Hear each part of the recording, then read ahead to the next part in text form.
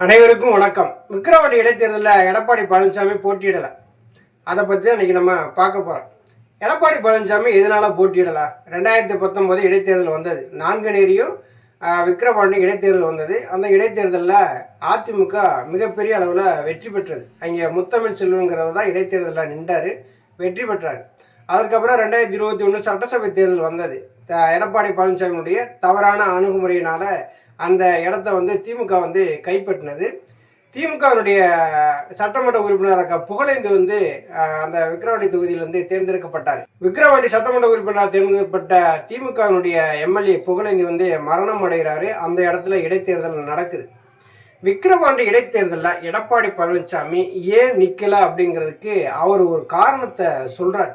என்னென்ன சொல்றாரு அப்படின்னா, இது இடைத்தேர்தல், இது பணபலமும் ஆள் பலமும் அதிகமாக இருக்கும், அராஜகம் அதிகமாக நடக்கும், அதனால நியாயமான முறையில் ஜனநாயக முறைப்படி விக்கிரவாண்டியில் தேர்தல் நடக்காது, அதனால நான் புறக்கணிக்கிறோம் அப்படின்னு ஒரு அறிவிப்பு வெளியிட்டிருக்காரு.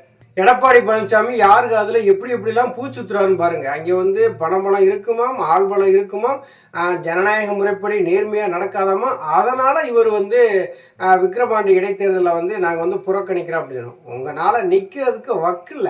அதுதான் நின்றோம்னா விளவங்கோடு சட்டசபையில் நம்ம 5000 ஓட்டு வாங்கினோம், இங்கே 2000 ஓட்டு வாங்கினா மிகப்பெரிய மானக்கடாயிரும் அப்படின்னு தான் அவர் எடப்பாடி பழனிசாமி நினச்சிருக்கிறார்.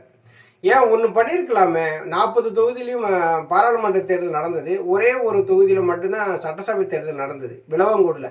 ஏன் அங்கே நிற்க மாட்டோம்னு சொல்லி புறக்கணிச்சிருக்கலாமே. ஏன் அங்கே போய் நின்றாரு? இதெல்லாம் கேள்வியாக வரும் இல்லையா? விக்கிரவாண்டி சட்டசபை இடைத்தேர்தலில் ஒரு நிற்க முடியலன்னு சொன்னால் இது அதிமுகவுக்கு மிகப்பெரிய அவமானம். இது தொண்டர்களுக்கு மிகப்பெரிய அவமானத்தை தேடி கொடுத்துருக்காருன்னு தான் சொல்லலாம். அதிமுகவுடைய தொண்டர்கள் இன்னைக்கு மிக வேதனையில் இருக்கிறாங்க எல்லாருமே. ஒரு எதிர்கட்சி தலைவர்னு சொல்றாரு, ஒரு கட்சியை கைக்குள்ள கட்டுக்குள்ள வச்சிருக்காரு, 60 எம்எல்ஏக்களை வச்சிருக்கிறாரு. ஒரு இடைத்தேர்தல், விக்கிரவாண்டி இடைத்தேர்தலில் சந்திக்க முடியல அப்படின்னா இவர் என்ன ஒரு ஆளுமை? கூட இருக்கிற எம்எல்ஏக்கள்லாம் கூட்டிட்டு போங்க. திமுக போட்டி போடுதுல, தேசிய ஜனநாயக கூட்டணியிலிருந்து போட்டி போடுறாங்கல்ல, அதிமுகவினால ஏன் போட்டி போட முடியல? அப்போ இந்த 60 எம்எல்ஏக்கள் எதுக்கு வச்சிருக்கீங்க? அங்கே இருக்கிற மாவட்ட செயலாளர் எதுக்கு இருக்காங்க? கழக நிர்வாகிகள் எதுக்கு இருக்கிறாங்க? தொண்டர்கள் தான் உங்கள் பக்கம் இல்லை, இவங்க எல்லாரும் உங்கள் கூட இருந்திருப்பாங்கல்ல. அப்போ இவங்களை வச்சு ஒரு இடைத்தேர்தலை சந்திக்க முடியல அப்படின்னா அதிமுக வழிநடத்த தகுதியில்லா தலைமை எடப்பாடி பழனிசாமிங்கிறத இன்னைக்கு ப்ரூவ் பண்ணிட்டார். எடப்பாடி பழனிசாமிக்கு சரியான சாட்டையடியை அவரே கொடுத்துக்கிட்டாரு அப்படிங்கிறத நம்ம சொல்லலாம். எடப்பாடி பழனிசாமிக்கு ஒரு பயம் வந்துருச்சு. தொடர்ந்து நம்ம தலைமையில ஒரு 10 தோல்விகளை சந்திச்சுட்டோம், 11வது தோல்வியா இதையும் நம்ம சந்திக்க கூடாது, அதனால நம்ம புறக்கணிச்சிட்டோம்னா அந்த 10 தோல்விங்கிற ஒரு கணக்கோடையே நின்றலாம் அப்படின்னு யோசிச்சிட்டாரோ என்னமோ. மொத்தத்துல எடப்பாடி பழனிசாமியினுடைய ஆளுமை சரியில்லைங்கிறத இந்த விக்கிரவாண்டி இடைத்தேர்தல் மூலமாவே ரொம்ப தெளிவா படம் போட்டு காட்டிட்டாரு எடப்பாடி பழனிசாமியே. தொண்டர்கள் என்ன நினைப்பான்? 2.5 கோடி தொண்டர், 1.5 கோடி தொண்டர்னு சொல்லிட்டு வாய்கிலேயே பேசுறாங்க. பிரஸ் மீட்ல நாங்கள் 1% ஓட்டு அதிகமாக வாங்கிட்டோம் அப்படிங்கிறாங்க. ஒரு எதிர்கட்சியா இருந்துட்டு ஒரு சட்டசபை இடைத்தேர்தலில் உங்களால போட்டியிட முடியல அப்படின்னா எதுக்கு உங்களுக்கு கட்சி கொடி சின்னம்? நீங்க ஒரு ஆளுமையா? மக்கள் கேட்பாங்கல்ல. திமுக வெற்றி பெறுவதற்கு எடப்பாடி பழனிசாமி எந்தெந்த வகையிலாம் வேலை செய்கிறாருன்னு பாருங்க. இன்னைக்கு அதிமுக ஒருவேளை அங்கே போட்டிட்டு வெற்றி பெற்றிருந்தா திமுக தோத்து போகும். அப்ப திமுக ஜெயிக்கிறதுக்காக எடப்பாடி பழனிசாமி அந்த தேர்தலை புறக்கணிக்கிறாரு. திமுகவும் தேசிய ஜனநாயக கூட்டணி தான் அங்க மோதுது. அப்ப நம்ம இருந்து ஓட்டை பிரிச்சுட்டோம்னா திமுக எங்க தோத்து போகுமோங்கிற ஒரு பயத்துலதான் எடப்பாடி பழனிசாமி தானாவே புறக்கணிக்கிறோம்னு சொல்லி அறிவிப்பை வெளியிடுறாரு. திமுகவுக்கு எந்த அளவுக்கு உதவி செய்யறாருன்னு பாருங்க எடப்பாடி பழனிசாமி. 40 தொகுதிகளும் திமுக ஜெயிக்கிறதுக்கு ஒரு டம்மியான வேட்பாளரை நிப்பாட்டினவர் தான் எடப்பாடி பழனிசாமி. அதே மாதிரி தான் இங்கே விக்கிரவாண்டி இடைத்தேர்தலையும் பார்த்தீங்கன்னா திமுகவை ஜெயிக்கட்டும் அப்படிங்கிறதுக்காக எடப்பாடி பழனிசாமி விட்டு கொடுக்குறாரு. உங்களுக்கு எதுக்கு பொதுச் செயலாளர்? உங்களுக்கு எதுக்கு எதிர்கட்சி தலைவர் பதவி?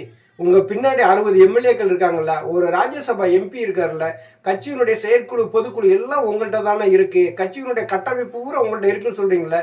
இந்த விக்கிரவாண்டி இடைத்தேர்தலில் திமுகவுக்கு விட்டு கொடுக்க வேண்டிய அவசியம் என்ன? இது முக்கியமாக நம்ம கவனிக்க வேண்டியது என்ன அப்படின்னா, கொடநாடு வழக்குகள் தப்பிக்கணும். 11 மருத்துவக் கல்லூரி கட்டினாங்க இல்லையா, அந்த ஊழல் வழக்குகள் நம்ம தப்பிக்கணும்.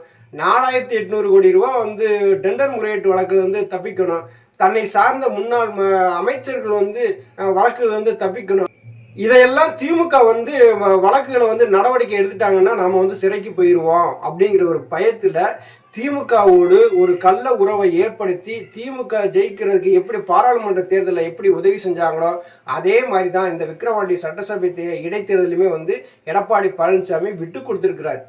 இவர் ஆளுமைன்னு சொல்றதை விட வேற என்ன சொல்லி அவரை பேசலாம்? எதுவுமே சொல்லி பேச முடியாதுங்க. ஒரு கட்சியினுடைய தலைமைனா எம்ஜிஆர் மாதிரி இருக்கணும், புரட்சி தலைவி அம்மா மாதிரி இருக்கணும், ஒரு நம்பிக்கைக்கும் விசுவாசம்னா ஐயா ஓபிஎஸ் மாதிரி இருக்கணும்.